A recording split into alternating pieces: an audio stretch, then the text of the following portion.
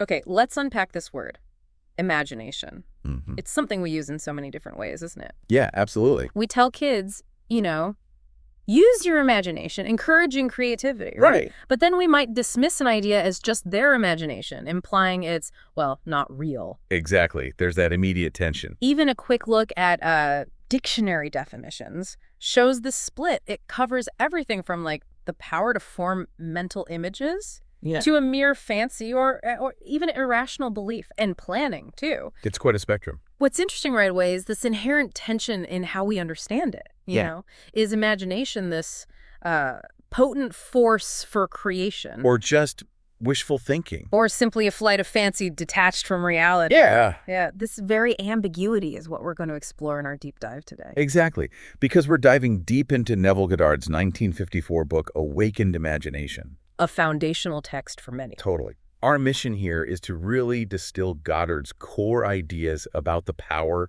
and the fundamental nature of imagination. Yeah. For you, the learner who's looking to grasp complex ideas, efficiently, consider this your direct route to understanding Goddard's perspective, hopefully packed with those aha moments we all look for. And Goddard, well, he immediately presents a truly groundbreaking idea. He basically equates the central figure of the Gospels, Christ Jesus, Right. with human imagination itself. Wow. Okay.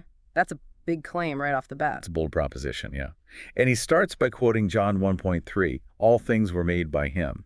Okay. And Isaiah 53.3, he is despised and rejected of men. Hmm. Now, when you consider these verses through the lens of imagination, the implications are quite profound. Why those specific verses, do you think? Well, I think Goddard uses them because they highlight both that creative power attributed to Christ, all things were made by him, and the often misunderstood or dismissed nature of imagination. He's despised and rejected of men. It maps perfectly for him. Okay, yeah, I see that. Here's where it gets really interesting. Because Goddard isn't just saying imagination is helpful. No, not at all. He's placing it at the very center as the gateway to reality. The actual gateway. And to really underscore this, he quotes William Blake. The eternal body of man is the imagination. That is God himself. Powerful stuff. I mean, let that sink in. Imagination is God. That's the assertion. And what's fascinating about defining imagination as God himself is, well, what it implies about our own potential. Yes. Right. What does it imply? For Goddard, it means that inherent within our imagination lies the power to be anything we desire. It shifts the focus, you see, from some external divine being To something inside us. to an internal creative faculty that we all possess. So living by imagination isn't just a fun mental game like daydreaming. Not according to Goddard. For him, it's the only authentic way to live. The only way. Yeah. And he directly connects this to the biblical concept of Christ within us, referencing Colossians 1.26-27. The mystery hidden for ages, which is Christ in you, the hope of glory. Okay. Goddard posits that this Christ in you is our very imagination. So he's reinterpreting scripture through this lens of imagination. Interestingly, yes. He suggests that events like the Immaculate Conception and the birth of Christ aren't necessarily literal historical occurrences, but rather powerful metaphors, symbols for the awakening or the coming into being imagination within each individual. So psychological interpretation. Deeply psychological and personal, yeah. Yeah. It's about the birth of this power within us. He even draws a contrast, doesn't he? Between a God of tradition Right, something external, maybe distant, and a God of experience. which is our own active creative imagination. Right here, right now. That move from external authority to internal experience feels, well, pretty radical for the time. It is. It suggests this connection isn't just through, say, established religious practices. Right. But directly accessible through the conscious cultivation and application of our imaginative abilities. Now, he introduces this really thought-provoking idea that the ultimate test of this awakened imagination, this Christ in us, is the forgiveness of sin. Okay, let's unpack what he means by sin here, because it's probably not the conventional definition. It's crucial to understand his unique definition, yeah. He reframed sin not as like a moral failing in the usual sense, Okay. but as missing the mark in life, failing to realize your full potential, failing to embody your ideal. Okay. Missing the mark. So forgiveness then becomes... Forgiveness becomes the act of identifying oneself or even another person with that ideal. seeing past the current limitations or the missed mark. So it's an imaginative act itself. Absolutely. He uses the quote from Joel 3.10, "Let the weak man say, I am strong," as a perfect illustration. How so? It shows imagination entering into and embodying its direct opposite. It's not just about, positive self-talk. Like affirmation. It's about truly inhabiting that imagined state of strength, feeling it as real. This immediately raises a pretty fundamental question about the power of imagination, doesn't it? It does. Is it simply a tool for optimistic thinking? Yeah. Or is it, as Goddard contends, a genuine force capable of bringing into being the realities it assumes? Even if they seem impossible right now. Regardless of current sensory evidence, yeah. He even poses these kinds of questions himself, right? Like, can I really imagine myself somewhere else, totally broke, and actually make it happen? Exactly. Does this power operate within the bounds of reason, or does it have a different kind of authority altogether? His conviction is... What's compelling is Goddard's firm belief, and he says it's rooted in his personal experiences. Okay. That an assumption, even if it seems demonstrably untrue right now, will solidify into fact if we persist in it. Persist how? Through sustained, focused imagination. He argues that this continuous imaginative activity holds more power than all our logical planning and physical efforts combined. More power than, like, working hard and making plans. That's his claim. The inner work comes first and is primary. And he draws a direct parallel to the Gospels here, too. He does. He asks, isn't the promise in Mark 11.24, believe that you receive them and you will have them, essentially the same as saying, imagine that you are already experiencing your desire and you shall experience it. It's a very similar structure, yeah. He even points to Moses in Hebrews 11.27, who endured as seeing him who's invisible. Seeing the invisible imagination again. Suggesting it was the strength of his inner vision, his imagination, that sustained him. So for Goddard, our limitations are largely self-imposed by a lack of faith in our imagination. Pretty much. Not necessarily religious faith in the traditional sense, but faith in the power of our own imaginative capacity. For him, truth isn't dictated by external facts, but by the intensity and the unwavering direction of our imagination. This brings us to another central idea, thinking from the end. Now, this might sound a bit counterintuitive, so let's break it down. Yeah, it's a key one. What's immediately interesting here is the shift in perspective. How so? Instead of merely thinking about your desired outcome, like as something in the future you want.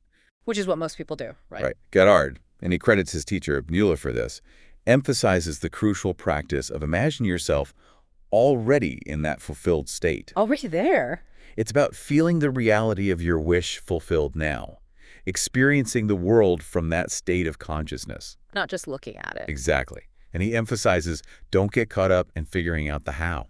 The logic. The steps. Yeah, the practical steps of the logical sequence of events that might lead there. According to Goddard, if you truly inhabit the state of consciousness of already having what you want, your imagination will naturally, and often quite unexpectedly, devise the means to bring it into your reality. So the how takes care of itself if you nail the being there. That's the idea. This connects directly to the idea that imagination isn't passive observation. Right. It's active participation in it, within your inner world. You have to fully embody the feeling of the wish fulfilled. The feeling is key. Immerse yourself in the sensory experience as if it's already your present reality, rather than just mentally picturing it from, a distance. And he shares a personal story that really illustrates this, doesn't he? The Barbados trip. Yes. It's a classic. He desperately wanted to visit his father's house in Barbados, but was completely broke at the time. Relatable. Very.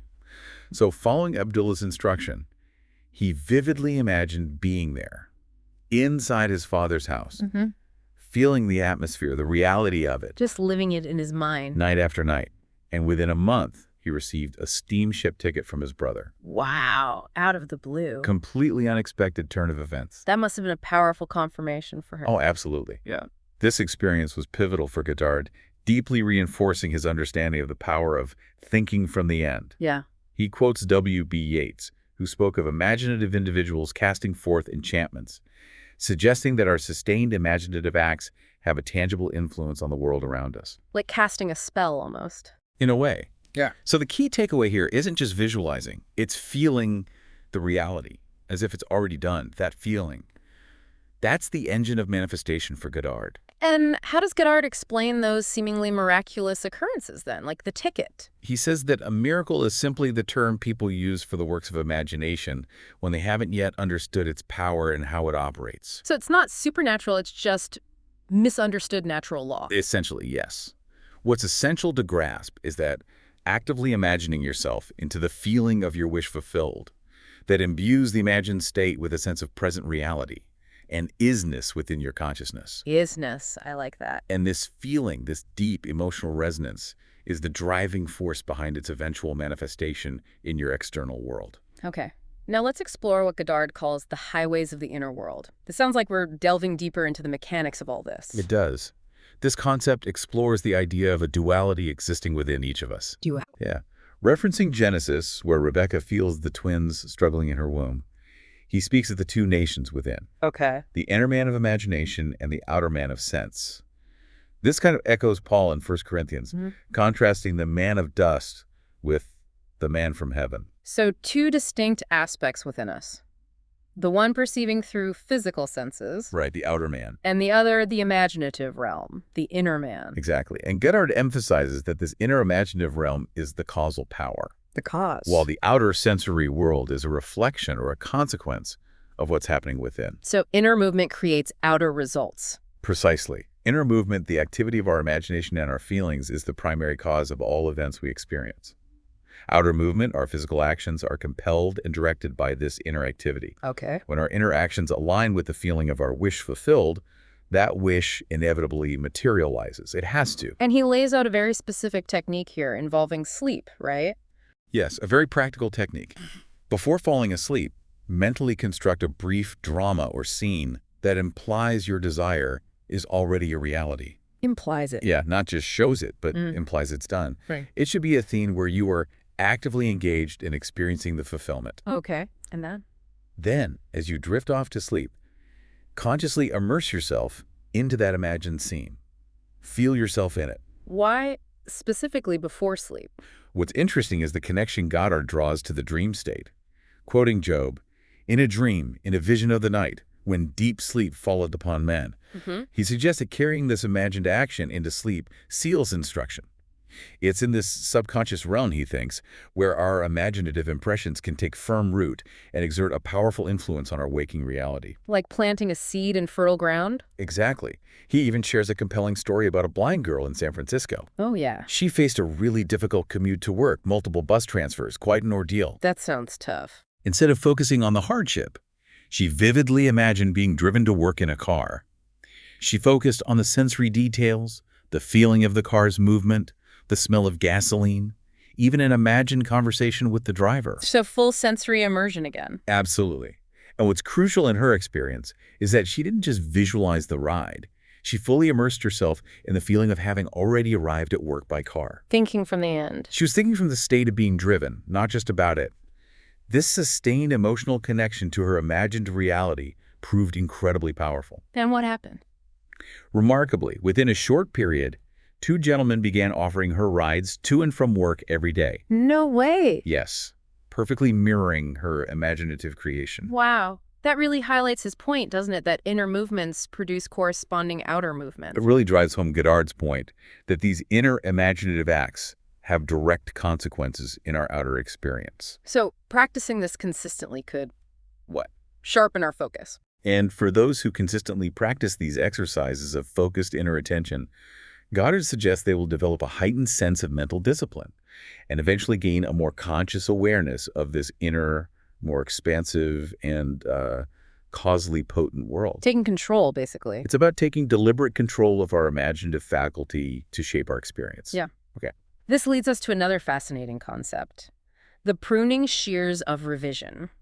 What exactly does Goddard mean by revision? Revision, according to Goddard, is it's the foundational step in consciously reshaping our lives. Okay. It begins with ourselves, with intentionally altering our attitudes and our perceptions of past events. He advocates for a daily practice. Daily. Yes, daily.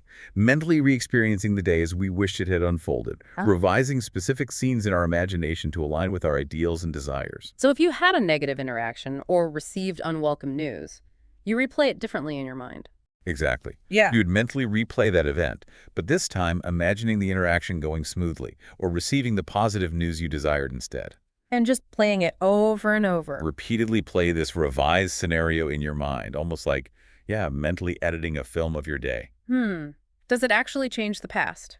Well, the key is to fully engage your attention and your emotions in this revised action, to become completely absorbed in the imagined change, as if it truly happened that way. So the feeling is crucial again. Always.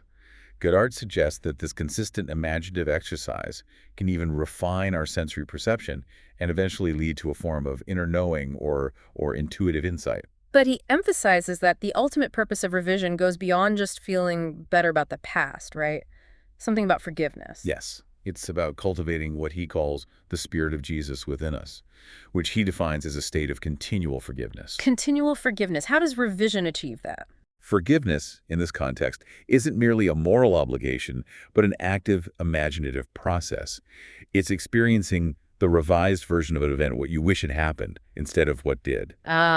Okay, so forgiving is rewriting it in your mind. Essentially, yes. Every time we genuinely forgive in this way, by vividly reliving the past as we ideally wanted it to be, it's akin to being born again into that revised reality within our own consciousness. He shares a compelling story about this too, right? An artist. Yes, the artist who injured her foot when a chair slipped.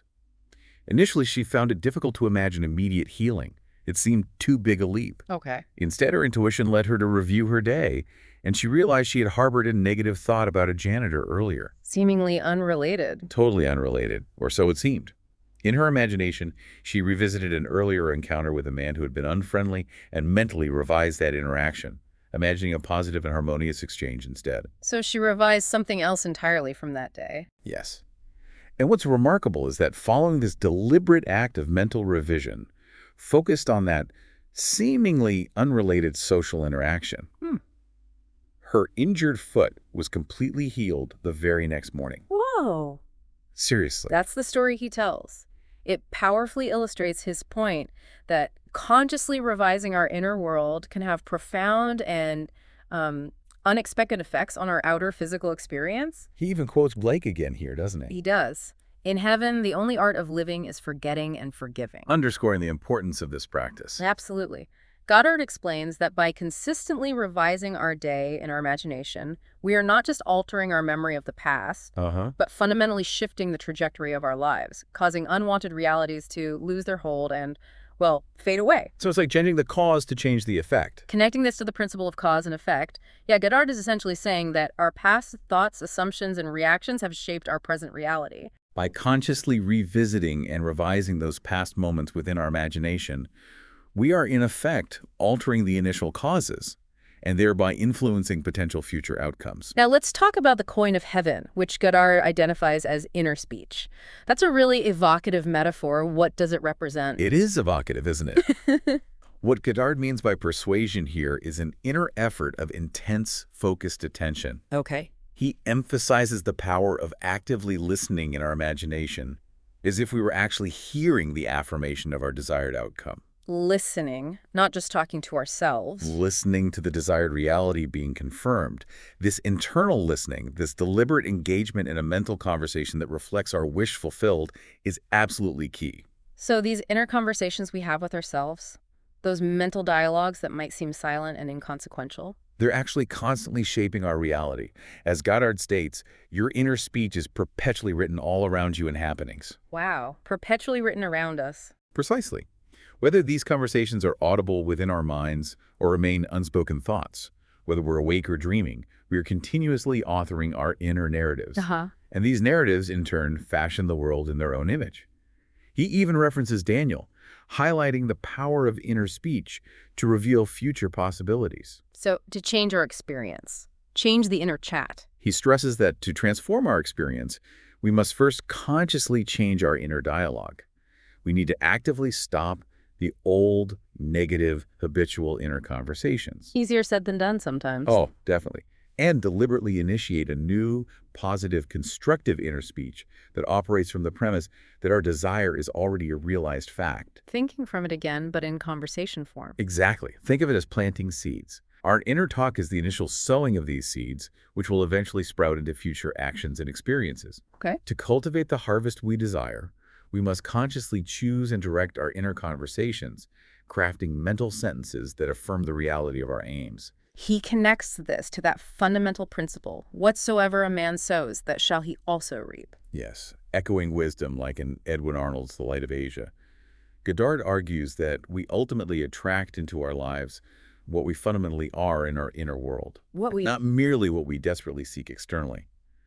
The true art of living lies in consistently sustaining the feeling of our wish fulfilled through our inner speech and allowing the desired circumstances to naturally unfold. So step one is noticing our current inner speech. What's absolutely crucial is to become aware of our current inner dialogue and honestly assess whether it aligns with our desired outcomes. Okay. If we were already living our ideal life, what would we be consistently saying to ourselves and to others in our mental conversations? That's a good question. That is the right inner speech we need to consciously cultivate and maintain. He even uses that powerful declaration, I am that I am, right? From Exodus, yes. Yeah. To illustrate this, he says the right inner speech is the speech that would naturally and effortlessly be ours if our ideal were already fully realized. He also connects this inner voice to the biblical concept of the still small voice within. And he shares an insight from his wife, too, about spending versus investing. Yes, a profound insight. She awoke with the clear message: you must stop spending your thoughts, time, and money. Everything in life must be an investment. Wow. Investing thoughts. It powerfully highlights the idea that our thoughts, particularly our inner speech, are a valuable and potent currency. We should consciously invest them in the reality we desire, rather than spending them on negative or unproductive thoughts and worries. Yeah, and he emphasizes that the present moment is always the right time to start this investment. Always. He points out that our inner conversations are constantly objectifying themselves, inevitably manifesting as the circumstances and experiences of our lives. It just happens automatically. According to him, yes. Connecting this back to the power of imagination, inner speech essentially acts as the verbal expression of our imaginative creations. When our dominant imaginative focus aligns with an inner dialogue that consistently reflects the reality of our fulfilled desires, the outer world will, in time, invariably mirror that inner reality. Finally, let's delve into the profound idea that it is within. This seems to be like a cornerstone of Goddard's entire philosophy. Absolutely. Referencing Blake's powerful assertion that the inner world is the true and ultimate reality, even though it appears outwardly. Right. Goddard underscores that the apparent solidity and independence of the external world is fundamentally a reflection of the inner world of our own imagination. And he quotes the Bible again here. Yes, Luke 17:21, the kingdom of God is within you, to powerfully reinforce this central tenet. So the external world we perceive with our senses, it's just our own mental activity made visible, projected outward. That's the essence of it. Yeah. And Goddard emphatically states that if we desire to change our world, the only person we need to focus on changing is ourselves. Just ourselves. Our own imaginative being. Right. Our inner world of thoughts and feelings. What about habits? Don't we just imagine the same old things sometimes? That's an interesting point. What's interesting to consider here is the role of habit in our imaginative lives. While imagination is inherently powerful, it often tends to follow well-established patterns and familiar pathways of habitual thought and feeling. We get stuck in ruts. Right. So, to break free from unwanted realities and realize our ideals, we must consciously cultivate new, more empowering habits of thought and feeling, deliberately redirecting our imaginative focus. He introduces a concept called mystical death. That sounds intense. It does sound intense, but it isn't a literal physical death. Okay, good. It's rather a deliberate act of detaching our imaginative focus and our sense of identity from our current unwanted state of being. Detaching.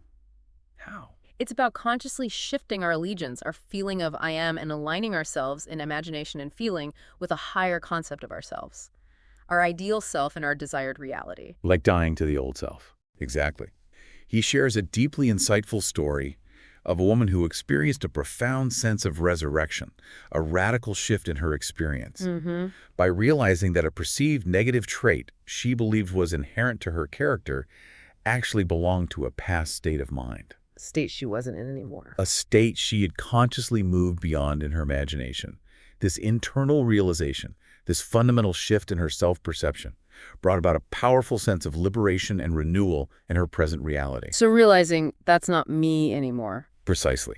He reiterates that the kingdom of God, or our ideal reality, exists within us, and we must take complete responsibility for embodying and manifesting that ideal. Through our imagination. Through the conscious and disciplined application of our imaginative power. Yes. He also says something quite radical, that creation is finished. Yes. Goddard emphasizes that creation is, in a fundamental sense, finished.